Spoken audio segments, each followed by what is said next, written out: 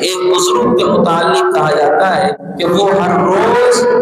اپنے نفس سے خطاب کیا کرتے تھے اور ہر روز اپنے نفس کو پکارتے تھے اور کہتے تھے کہ اے نفس،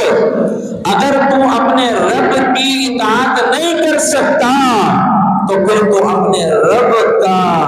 عطا کردہ کھانا کھانا ہی چھوڑ دے، پھر تو اس کی غذا چھوڑ دے، پھر اس کی غذا کیوں کھاتا؟ جب تو اس کی بات نہیں مان سکتا، جب تو اس کی بات کو تسلیم نہیں کر سکتا، جب تو اس کا کہا نہیں مان سکتا، تو ایک کام کر کہ تو پھر اس کی روزی بھی نہ کھا، پھر اس کی روزی بھی نہ کھا۔ اور اسی طرح کہا کرتے تھے کہ اے نفس، اگر تو قضا پر، تقدیر پر راضی نہیں ہے تو جا کے تو اپنا کوئی اور خدا تلاش کر لے، پھر کوئی اور خدا تلاش کر کے تو جس کی تقدیر پر راضی ہو جا، تو جس کے فیصلے پر راضی ہو جا۔ جب تو کوئی اور خدا تلاش نہیں کر سکتا تو پھر تو اسی خدا کی پھر تقدیر پہ راضی ہوگا، پھر راضی بتقاضا ہوگا۔ اور